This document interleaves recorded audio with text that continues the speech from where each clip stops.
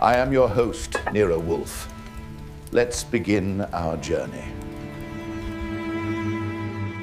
Chapter 1. The Crimson Ledger of Fifth Avenue. It was a Tuesday morning, the kind that reminded me why I sometimes contemplated moving to a climate where the concept of a brisk autumn chill was strictly illegal. I was sitting at my desk in the office, nursing a cup of coffee that had already started its transition from invigorating to lukewarm, and keeping a watchful eye on the door. Nero Wolfe was in his own chair, which was currently supporting 1/7 of a ton of genius, and he was occupied with a new book on the orchids of the high Andes. He hadn't spoken since breakfast, which meant he was either deeply content or contemplating a particularly heinous way to fire Fritz. I was betting on the former, mostly because the breakfast menu had included a perfectly executed shirred egg with tarragon. Then, the doorbell rang. It wasn't the kind of ring that heralded a delivery or a casual acquaintance. It was a long, frantic, indecisive press of the button that suggested someone was wrestling with a conscience the size of a piano. I stood up, stretched until my joints popped, and headed for the foyer. When I pulled the door open, I found a man who looked like he had been put through a meat grinder and then unsuccessfully reassembled. He was clutching a slim, red leather ledger to his chest, as if it were a shield against a firing squad. His eyes were darting toward the street, then toward my shoes, then back to the street. He didn't look like a killer, and he didn't look like a victim, but he certainly looked like he was auditioning for a nervous breakdown. I ushered him inside, hung up his coat, and led him into the office. Wolfe didn't even look up from his book as we entered. He merely turned a page with a thumb that seemed to have been designed specifically for the handling of delicate manuscripts. The man stood in the middle of the rug, looking at Wolfe's immovable bulk with a mixture of terror and reverence. I gestured toward the red book. It wasn't just any ledger, it was the kind that suggested someone had been keeping track of things that were never meant to be measured, let alone written down. I cleared my throat, not because I needed to, but because someone had to acknowledge that the silence in the room had suddenly become heavy enough to lean on. Wolfe finally looked up, his gaze sliding over the man's disheveled suit and landing squarely on the red leather. He sighed, a sound that started somewhere deep in his diaphragm and ended as a subtle shift in his massive shoulders. He didn't ask the man his name. He didn't ask why he was here. He simply closed his book with a soft, definitive thud and looked at the ledger. He knew exactly what it was, and for a reason that was entirely his own, he decided that the sanctity of the brownstone was about to be put to the test. I pulled out my notepad, clicked my pen, and waited for the trouble to start. It was going to be one of those days. Chapter 2. A disturbance in the greenhouse. The man who had just intruded upon our Tuesday morning peace finally managed to unglue his vocal cords. His name was Arthur Pendleton, senior accountant for a Fifth Avenue gallery dealing in antiquities, so rare you needed a trust fund just to look at the catalogue. He sat on the edge of the red leather chair as if he expected it to bite him, placing the crimson ledger on Wolfe's desk. Pendleton began to speak in a breathless cadence, explaining that the ledger was a secondary set of books detailing transactions entirely off the record, smuggled artifacts, forged provenance papers, and bribes. 3 days ago, the partner who kept the ledger was found dead. The police called it a heart attack, but Pendleton had found the red book hidden in a hollowed-out dictionary while clearing the office. Since then, his apartment had been tossed, he was being trailed by rough men, and silent phone calls plagued his nights, leaving him unable to sleep or eat for nearly 72 hours. He wanted Wolfe to know who was after him and keep the ledger safe. He was terrified, trembling so hard the red chair groaned under his slight weight. Wolfe sat behind his desk with his eyes closed. His lips were pushing in and out, a sure sign his brain was sorting data. When Pendleton finally ran out of oxygen and fell silent, Wolfe opened his eyes. He did not offer sympathy. Instead, he leaned forward a fraction of an inch and demanded a retainer of $50,000. Pendleton paled, but reached for his checkbook without protest. Wolfe instructed me to put the ledger in the safe, then told Pendleton to register at a hotel under a false name and wait for my call.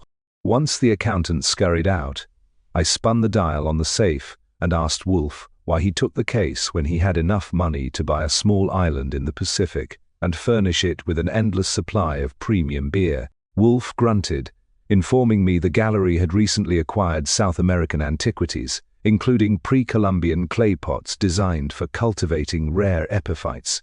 He was offended such pots might be handled by black market thugs. With that absurd justification, the clock struck 9. It was time for his morning session with Theodore Horstman. Wolfe heaved himself up and made for the elevator, leaving me to ponder his eccentricities. I spent the next 45 minutes doing the usual morning chores that kept the brownstone operating smoothly. I typed Pendleton's statement from my shorthand notes, checked the safe, and poured a fresh cup of coffee. The brownstone was quiet, the kind of quiet that usually preceded an explosion. At exactly 10 minutes to 10, the doorbell rang. Through the one-way glass in the door, I saw a woman who belonged on the cover of a fashion magazine, provided it catered to women who ruined lives before breakfast. She wore a tailored charcoal suit and an expression of absolute entitlement. I opened the door, a crack leaving the chain engaged. She gave me a smile colder than a landlord's heart, introducing herself as Evelyn Sterling, a junior partner at the gallery. She claimed she was here to retrieve stolen property. I told her she had the wrong address, but she slipped a leather-gloved hand into the gap. Speaking in a voice that was pure velvet over steel, she said she knew Pendleton had been here and was prepared to write a very large check to make the ledger disappear. I told her we didn't sell office supplies. I politely suggested she remove her hand before I bruised it. Instead of retreating, she caught me off guard. As I unhooked the chain to push her out, she sidestepped with the agility of a dancer, blowing right past me into the hallway. I spun around, ready to grab her elbow and deposit her on the sidewalk, but she didn't head for the office. Somehow, she had done her homework. She marched straight toward the small private elevator at the end of the hall. I shouted a warning, sprinting after her, but the heavy metal door slid shut just as my hand brushed the panels. The indicator light ticked upward. She was heading for the roof. She was heading for the plant rooms. I stood there paralyzed by the sheer audacity of the woman. Plant rooms were Wolfe's absolute sanctuary. From 9 to 11 inches the morning, world wars could break out and the stock market could crash, but Wolfe would not be disturbed while inspecting his cattle. I took the stairs 2 at a time, my heart hammering against my ribs, fully anticipating a violent botanical massacre by the time I reached the glass doors. When I burst through the heavy door of the warm room, the humidity hit me like a wet towel. The smell of rich loam, damp concrete, and blooming orchids was overpowering. I expected to find Wolfe bellowing in rage and Theodore threatening the woman with pruning shears. Instead, I found a tableau of freezing tension. Wolfe was standing at the far end of the aisle, holding a magnifying glass over a blooming odontoglossum. He was completely motionless. Theodore was frozen beside him, a watering can trembling in his hand, his mouth open in silent horror. Evelyn Sterling stood in the center of the aisle, her expensive heels clicking softly on the damp grating. She was looking at Wolfe, totally unbothered by the stifling heat or the sheer violation of her presence in this sacred space. I stepped forward, grabbing her by the arm, preparing to drag her out of paradise. But Wolfe spoke.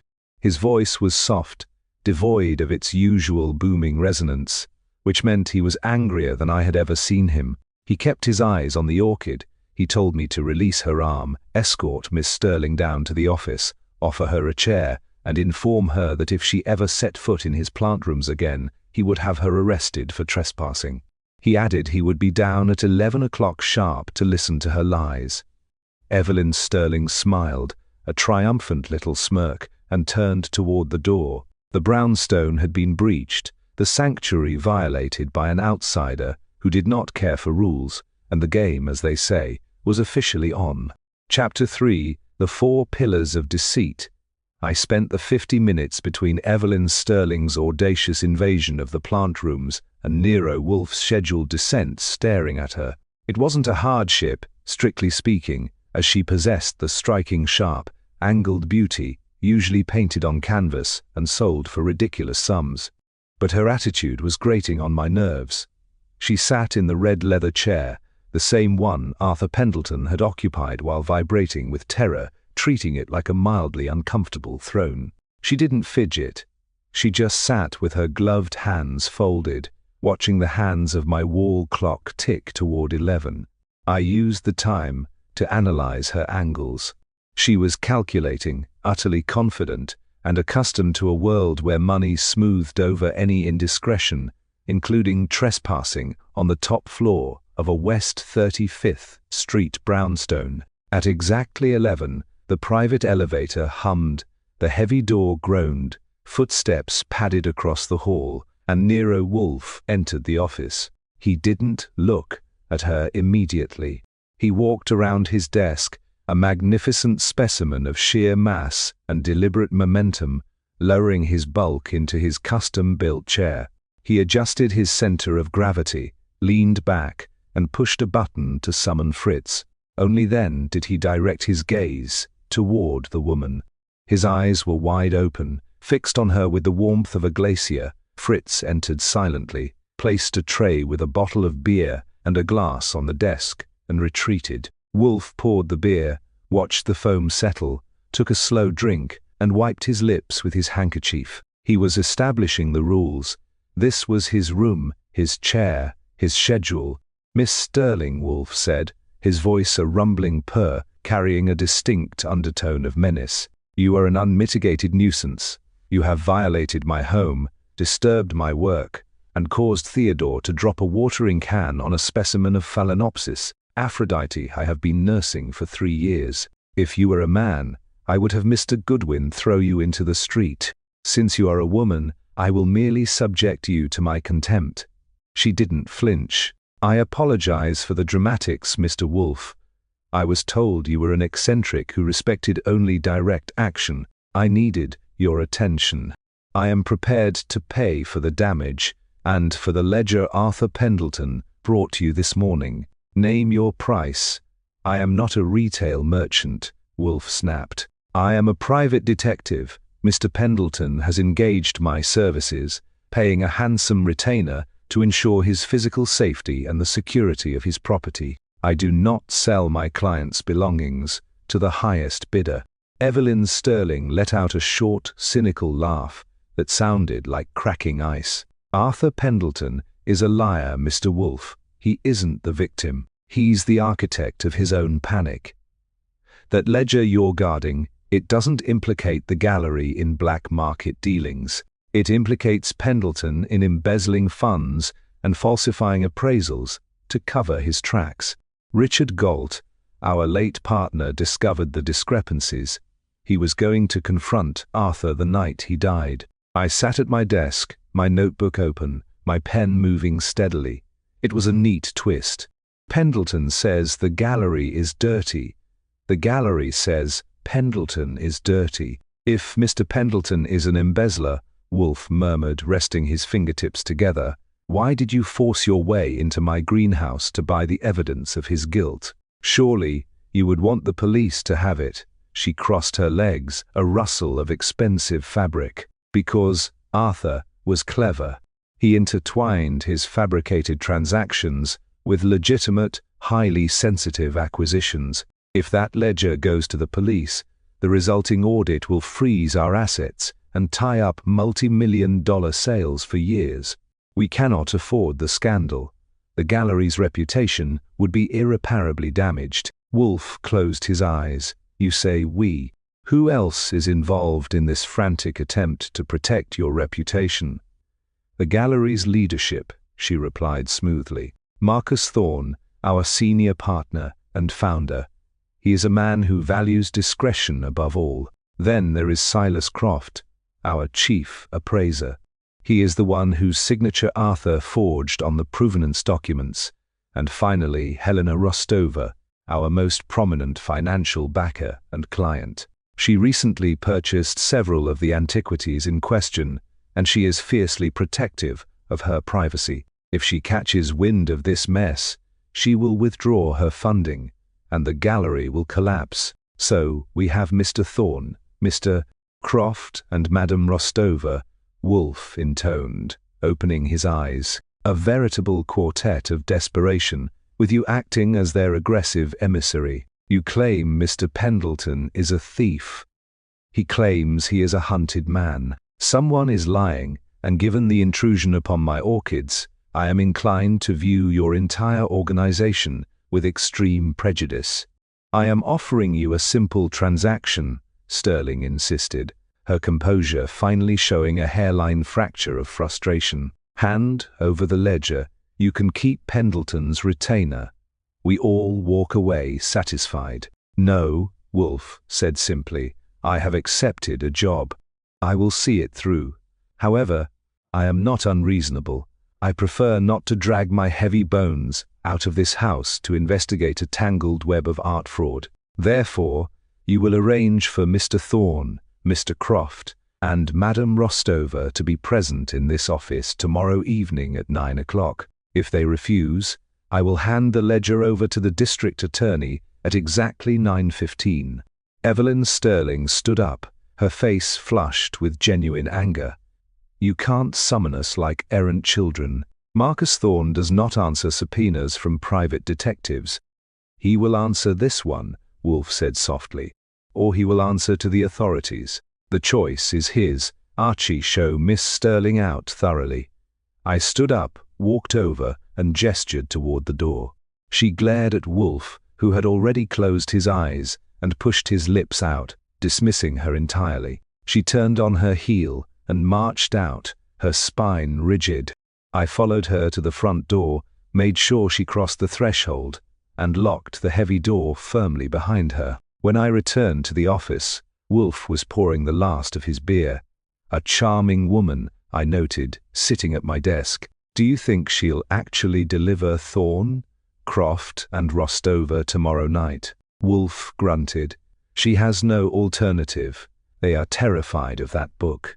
In the meantime, Archie, you have work to do. I want you to spend the afternoon investigating Marcus Thorne and Silas Croft. I want to know their financial standing, their habits, and their exact whereabouts on the night Richard Galt suffered his fatal heart attack. Leave Madame Rostova for now. Her immense wealth will make her insulated. Focus entirely on the vulnerable ones. Right, I said, flipping my notebook shut. Legwork. My absolute favorite. Do I get to claim cab fare, or am I expected to walk off the breakfast eggs? Use the expense account, Wolfe murmured, picking up his thick book on Andean orchids. And Archie, be very careful. People who deal in ancient secrets are rarely squeamish about creating new ones to protect themselves. Chapter 4. Footwork on the pavement by 2 o'clock.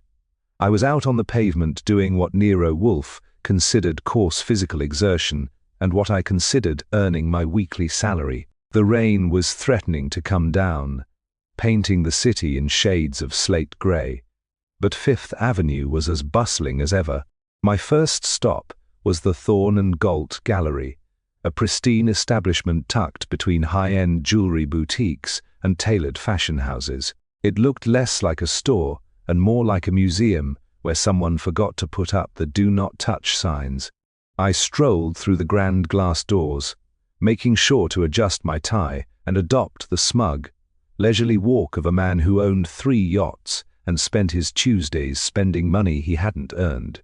The gallery was quiet, filled with soft track lighting that threw theatrical shadows across marble busts and pre-Columbian clay vessels. A sleek man in an impeccably tailored double-breasted jacket glided toward me like a shark moving through lukewarm water. This was Silas Croft, the chief appraiser Sterling had mentioned.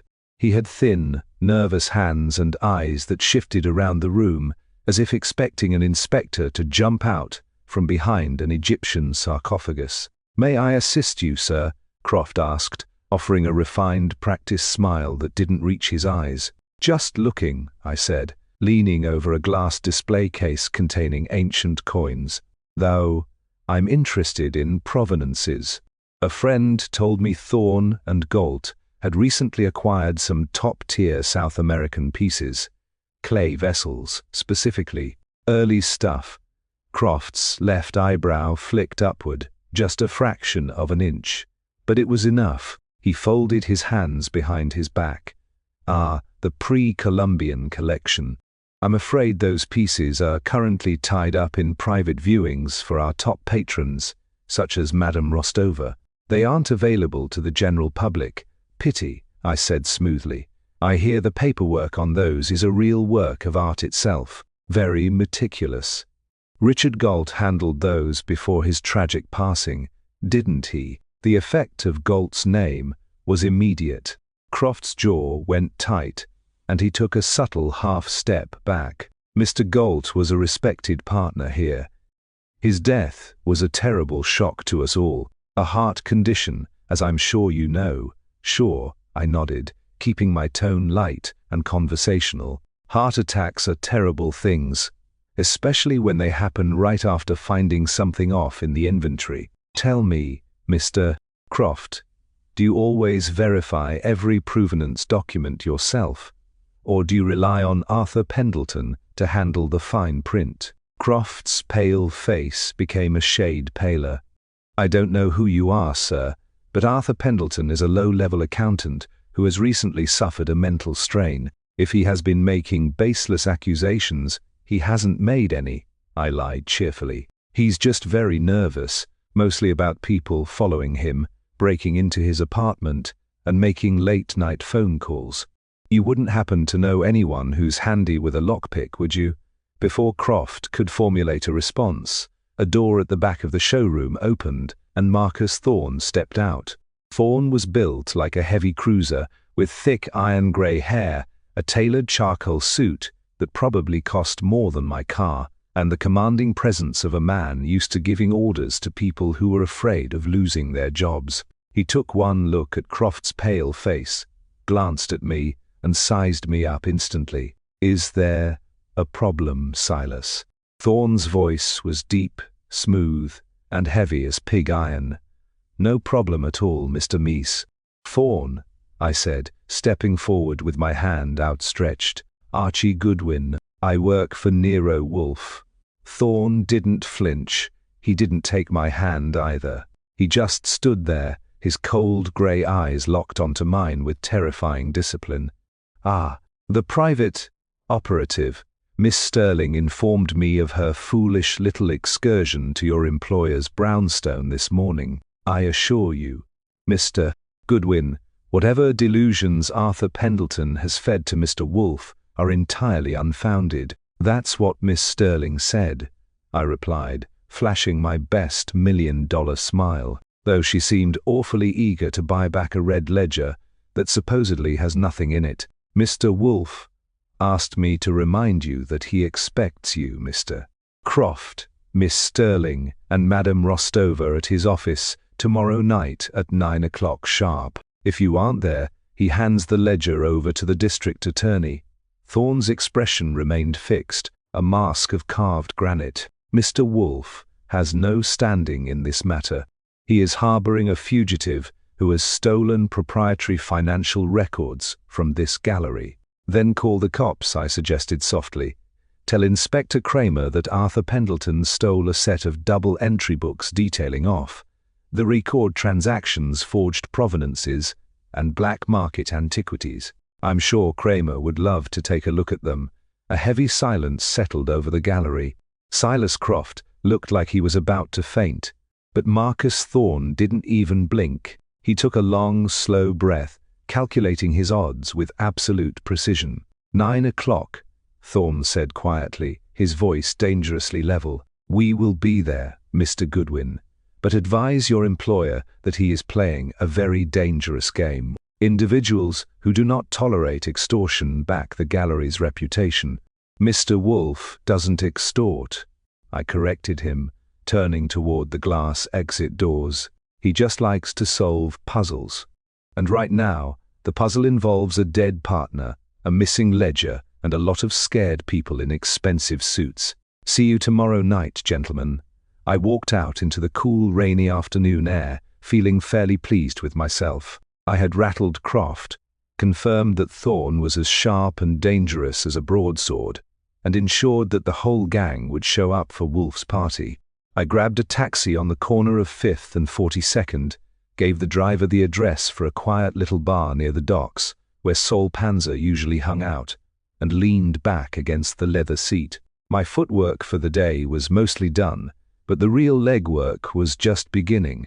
If Richard Galt's death wasn't a simple heart attack, then one of those 4 high society snobs was a murderer. And as I watched the rain trail down the taxi window, I had a sneaking suspicion that Arthur Pendleton wasn't going to last through the week if we didn't lock this case down fast. Chapter 5. A displaced shaker of paprika. I returned to the brownstone at 6 o'clock, shaking the chilly autumn rain from my coat and leaving my hat on the rack in the hall. The house smelled faintly of roasted lamb and rosemary, which meant Fritz was well underway with dinner. I walked into the office, expecting to find Wolfe sitting behind his desk, perhaps sipping beer or nursing his impatience until the 7 o'clock dinner hour. Instead, I found him standing near the small display table near the globe, his eyebrows drawn together in a line of deep, thunderous suspicion. He didn't look up when I entered. His gaze was fixed on a small silver shaker of paprika that usually lived on the sideboard where Fritz kept the seasonings for late-night snacks.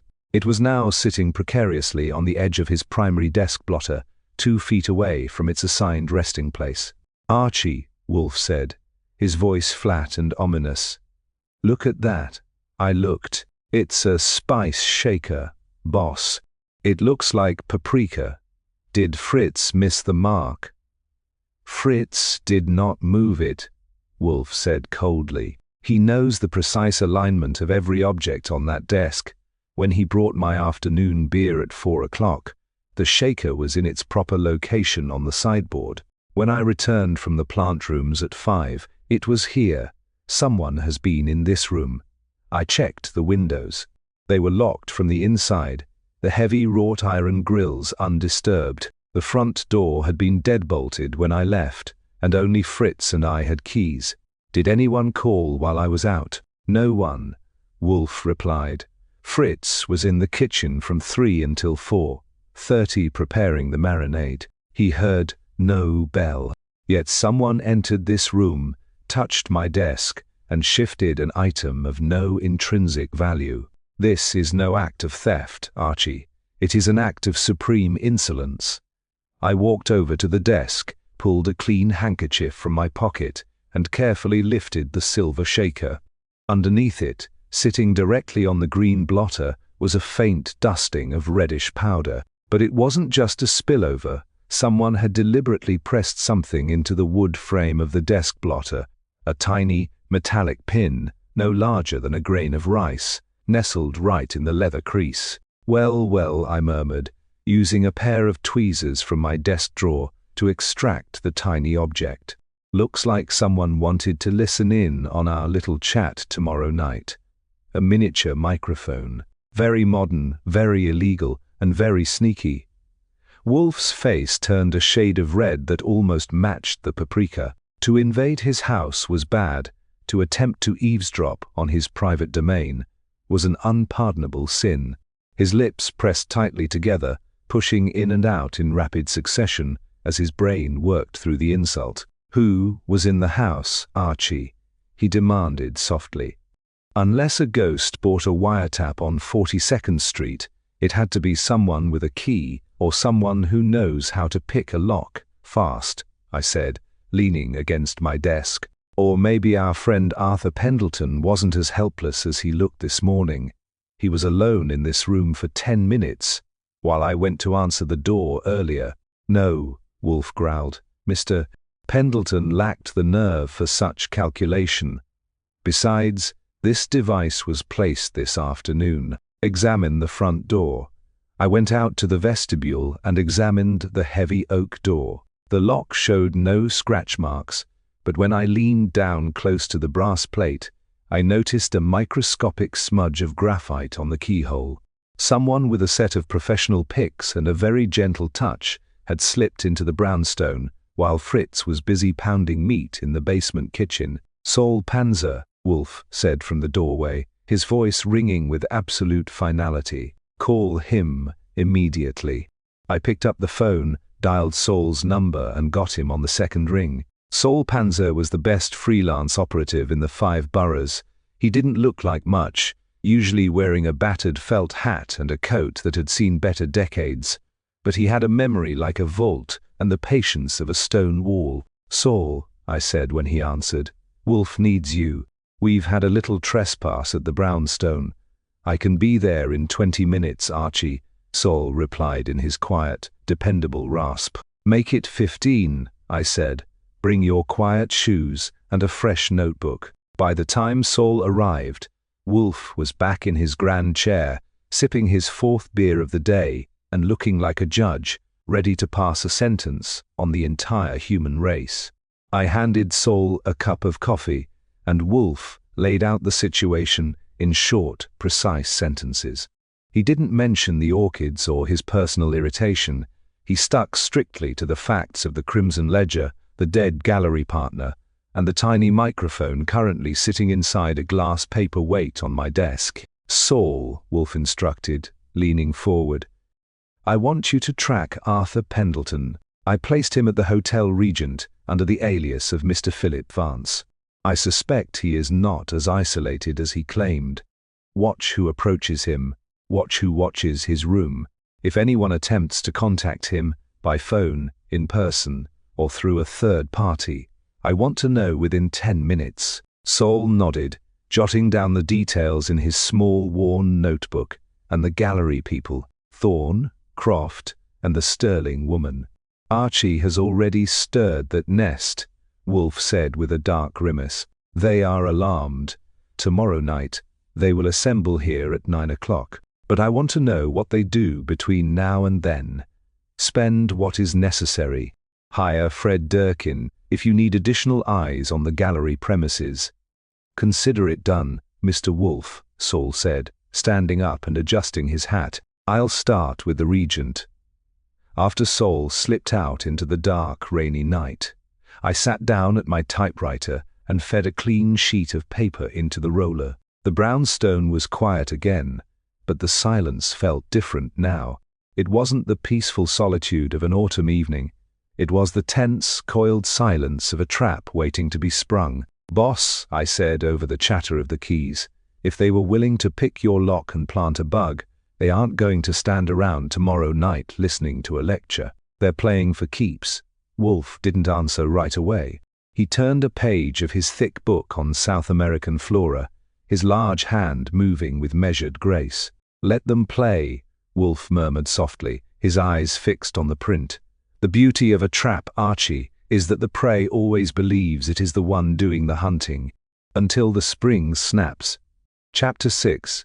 The invisible watcher. The sky over Manhattan on Wednesday morning was an aggressive, cloudless blue, the kind of clear, sharp autumn day that usually put me in a good mood. Today, however, my mood was tempered by the metallic parasite sitting inside a jar on my desk. I had spent the morning examining it, marveling at the audacity required to sneak into Nero Wolfe's fortress and plant a bug. Wolfe was upstairs in the plant rooms, pretending to be undisturbed. I knew he had consumed 2 extra portions of scrapple at breakfast, a sure sign his internal machinery was grinding at a problem that infuriated him. At 11:15, the elevator hummed and Wolfe made his entrance. He navigated around his desk, lowered himself into his chair, and rang for beer. Before he could pour his first glass, the doorbell buzzed. 2 short rings followed by a long one. Saul Panzer's signature. I unbolted the heavy oak door and let him in. Saul looked exactly as he always did, like a man who had slept in his clothes in the back of a delivery truck, wearing a battered hat and a coat that defied description. Beneath that exterior was the sharpest mind in the freelance detective business. He walked into the office, removed his hat, and accepted a glass of milk. Wolfe leaned back, closing his eyes, signaling Saul to begin. Saul pulled out his small notebook, though his memory was infallible. Saul reported picking up Arthur Pendleton's trail at the Hotel Regent just after 8 o'clock Tuesday evening. Pendleton stayed in his room for the first few hours pacing. Around midnight, the frightened accountant did something incredibly stupid for a man hiding from killers. He left the hotel. Saul tailed him seamlessly, trailing him a dozen blocks east to a poorly lit diner near Lexington. Pendleton hadn't gone for the meatloaf. He sat in a corner booth, sweating, until another man arrived. I expected Saul to name one of the thugs Evelyn Sterling had hired, but the man who sat down with our client was Silas Croft, the high society appraiser I had rattled at the gallery. The meeting was not friendly. Croft was aggressive, leaning across the sticky table, face flushed with anger. Pendleton looked terrified, but held his ground. Saul, utilizing a newspaper and lip-reading, caught fragments. Croft was demanding a guarantee of silence, threatening Pendleton with the exact fate that had befallen Richard Galt. Pendleton, in turn, insisted he needed a larger sum to vanish, claiming the $50,000 he had extracted wasn't enough to buy a new identity. It was a classic shakedown, with roles reversed. Our client wasn't a victim seeking justice. He was a blackmailer trying to squeeze a final payday out of terrified co-conspirators. But the most interesting part of Saul's report was the third man. While Saul watched Croft and Pendleton inside the diner, he noticed a heavy-set figure standing in an alleyway across the street. The watcher was completely motionless, concealed in deep shadows, keeping his eyes on Croft. When Croft finally stormed out, leaving Pendleton behind, the watcher stepped out of the alley and followed Croft. Saul had a split second to decide. He let Pendleton scurry back to his hotel and followed the new player. The heavy-set man trailed Croft to a luxurious apartment building on Park Avenue. Saul checked the registry. The apartment belonged to Marcus Thorne. Wolfe opened his eyes, pouring a measure of beer and watching the foam rise before taking a deliberate sip. The puzzle pieces were locked into a dangerous new configuration.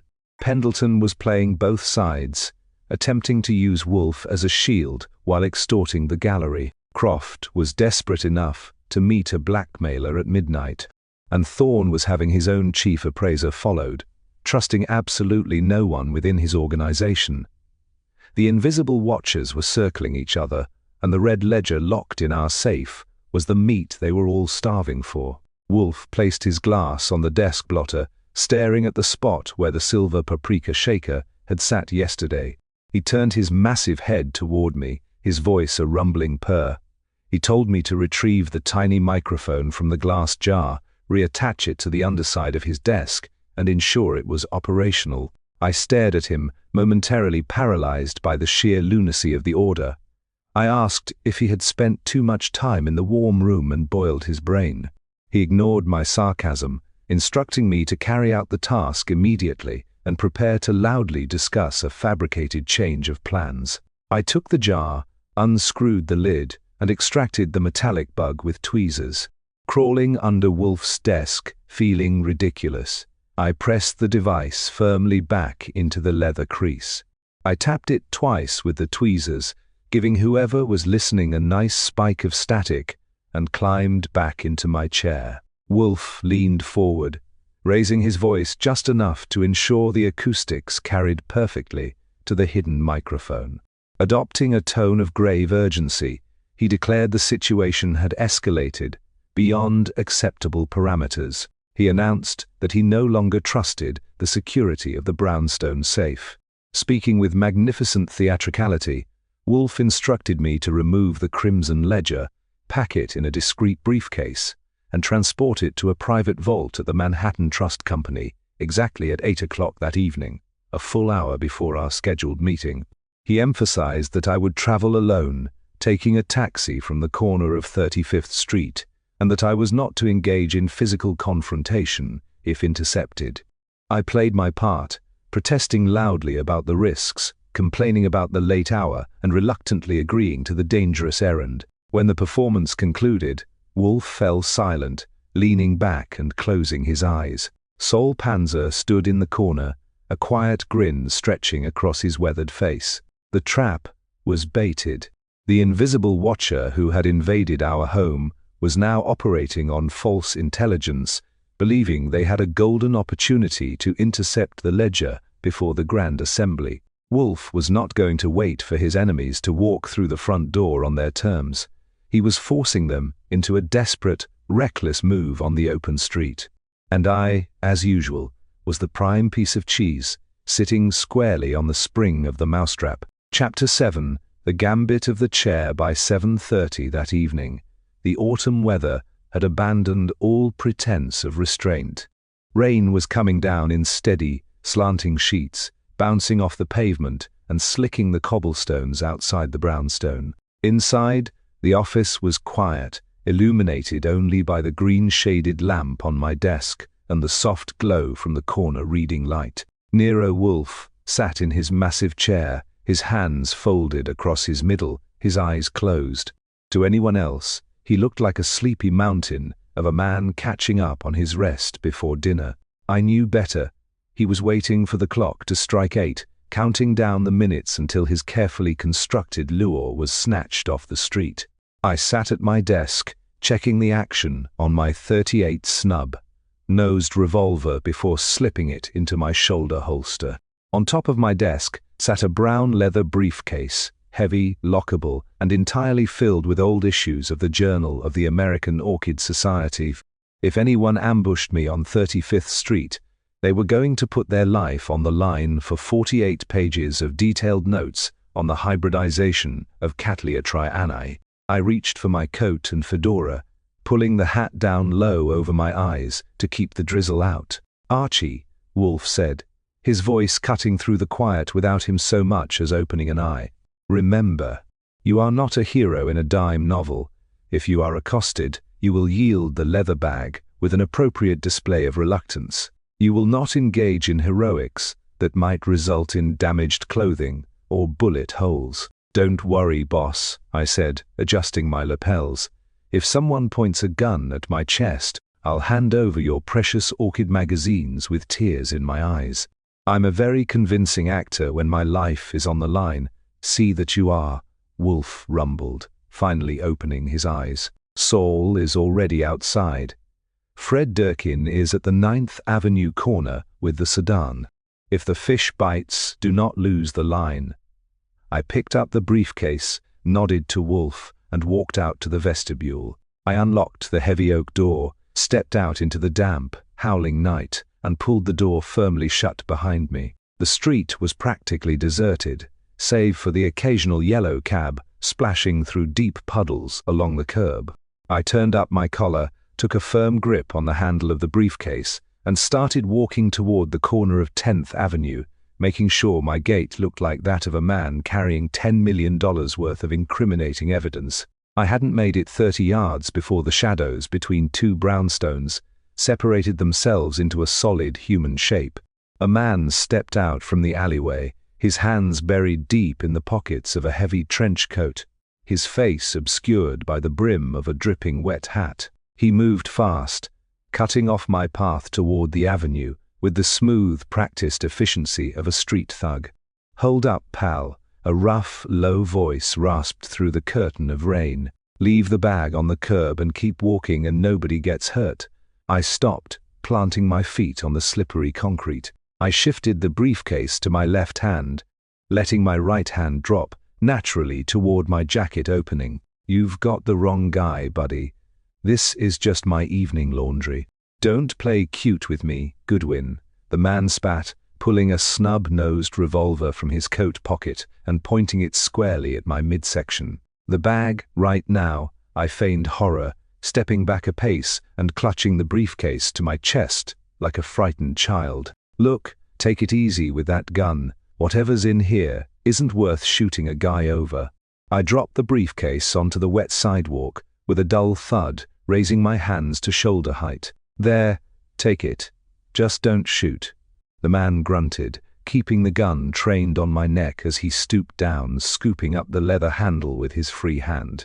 He didn't bother opening it, he was in too much of a hurry.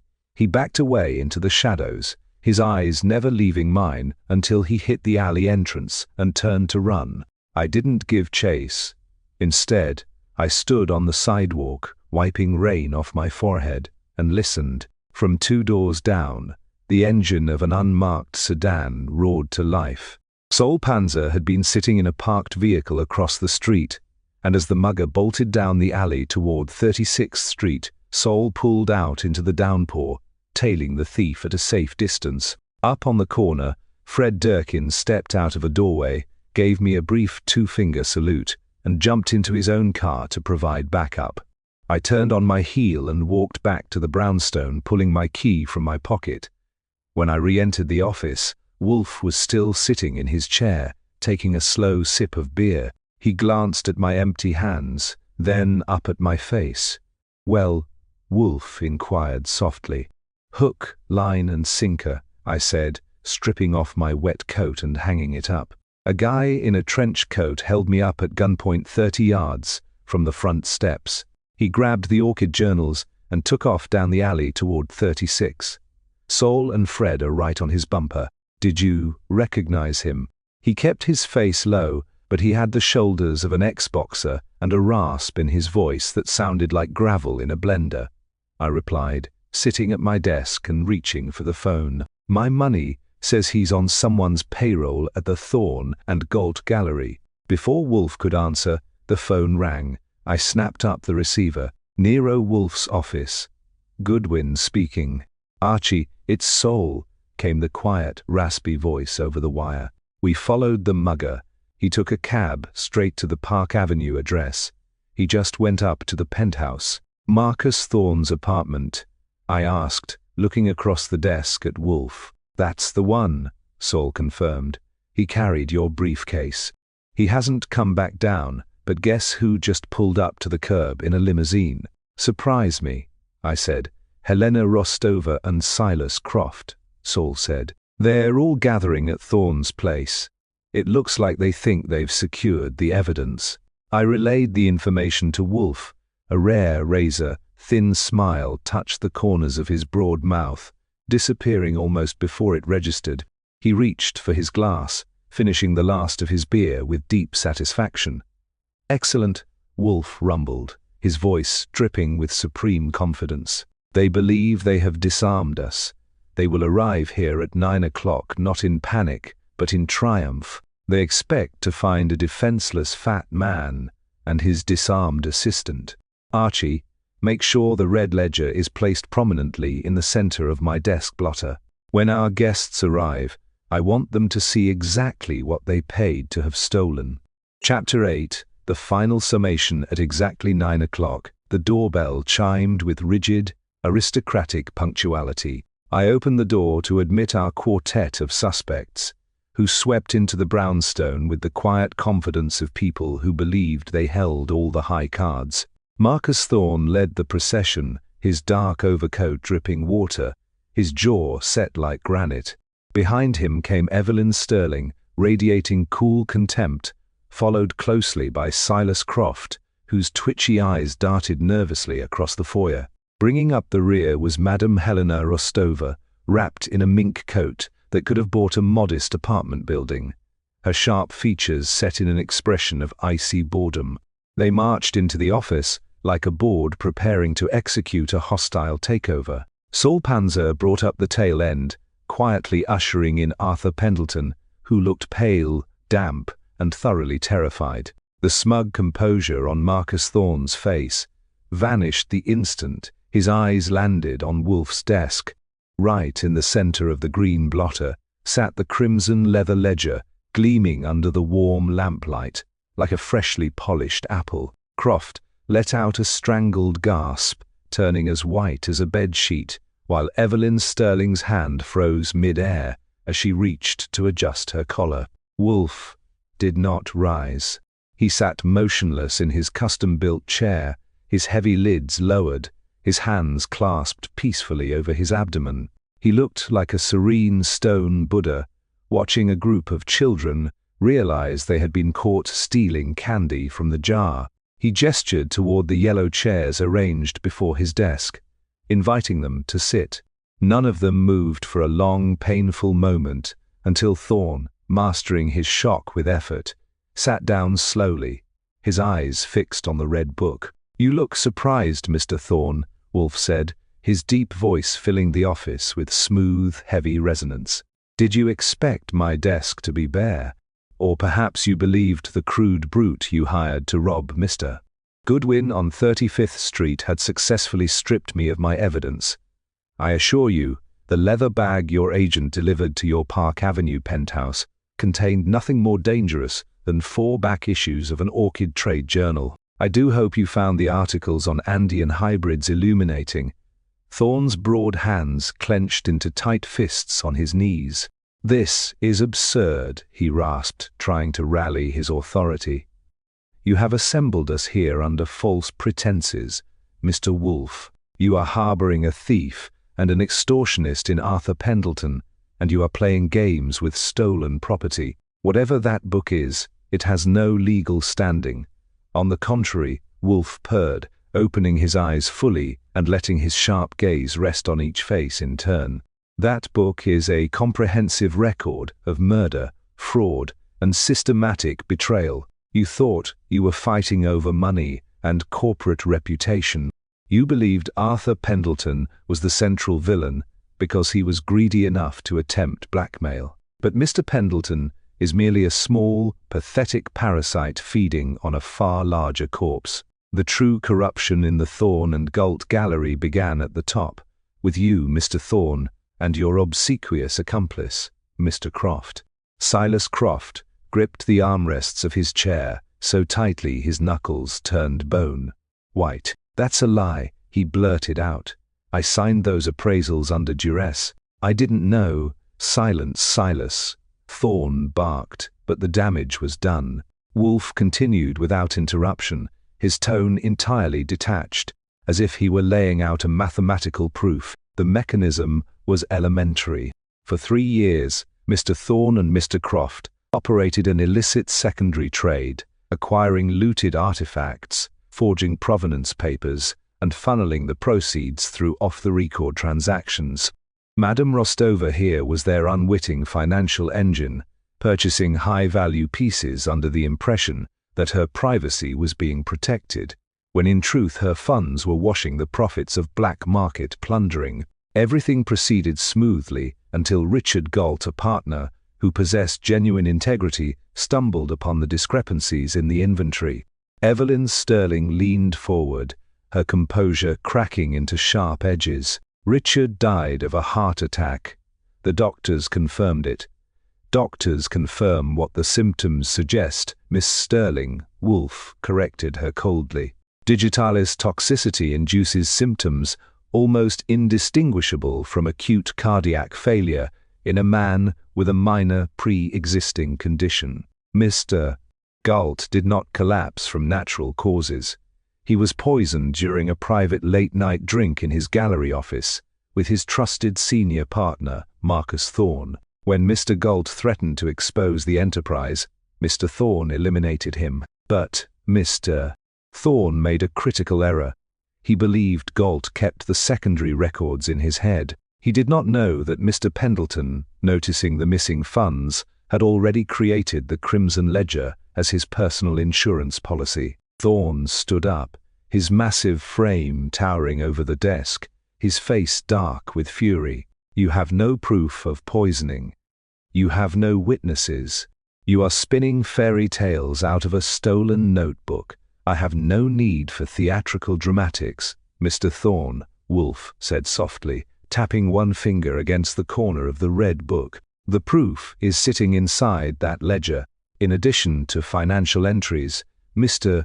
Pendleton meticulously cross-referenced the dates of every forged appraisal with your personal calendar, including the purchase orders for the Digitalis compound, bought through an offshore chemical front in New Jersey. Furthermore, the microphone your operative planted under my desk yesterday evening was traced directly to a security firm on your payroll." You provided the physical link yourself through your desperate attempt to silence this office. The heavy door connecting the office to the front hall swung open, and Inspector Kramer stepped into the room, followed by 2 uniformed officers. Kramer took his unlit cigar out of his mouth, his blue eyes sweeping over the pale, frozen faces of the gallery partners. "We listened to the whole thing from the front room, Wolfe," Kramer said in his gruff voice. "The district attorney's office has already processed the search warrant for Thorne's Park Avenue apartment and the gallery safe." Thorne collapsed back into his chair, his arrogance completely drained, while Croft put his head in his hands and began to weep softly. Officers moved in smoothly, stepping between the suspects and reading them their rights as they led them out into the rainy night. Evelyn Sterling followed without a word, her chin raised in bitter defeat, while Madame Rostova swept past the police with an angry rustle of fur, threatening lawsuits that no lawyer could win. Arthur Pendleton was escorted out last, trembling as Kramer reminded him that blackmail was still a felony in New York State. Within 20 minutes, the office was quiet again. The heavy oak door was bolted shut. The rain lashed softly against the window panes, and the sharp scent of cigar smoke began to drift out toward the hallway. Fritz brought in a tray carrying a fresh bottle of beer for Wolfe and a tall glass of milk for me. Wolfe unbuttoned his vest, leaned back into his oversized cushion, and poured the amber liquid with slow, practiced precision. "A distasteful business, Archie," Wolfe remarked, watching the foam rise to the rim of his glass. "Men of intellect who prostitute their talents for gold invariably turn into clumsy beasts when cornered. They confuse sophistication with immunity. Well, you saved your precious pre-Columbian clay pots from being handled by thugs," I said, leaning back against my desk and taking a sip of milk, "though I notice Pendleton's $50,000 check hasn't been cleared yet." Wolfe took a long, deep drink, wiped his mouth with his linen handkerchief, and picked up his book on Andean orchids. "It will clear, Archie. Inspector Kramer will ensure the fee is paid from the estate before the lawyers tear it to pieces. Now, if you would be so good as to turn off the overhead light, I intend to read until midnight without further disruption." "Right," I said, clicking off the main switch and leaving only his reading lamp glowing in the quiet brownstone. Just another quiet Tuesday in paradise.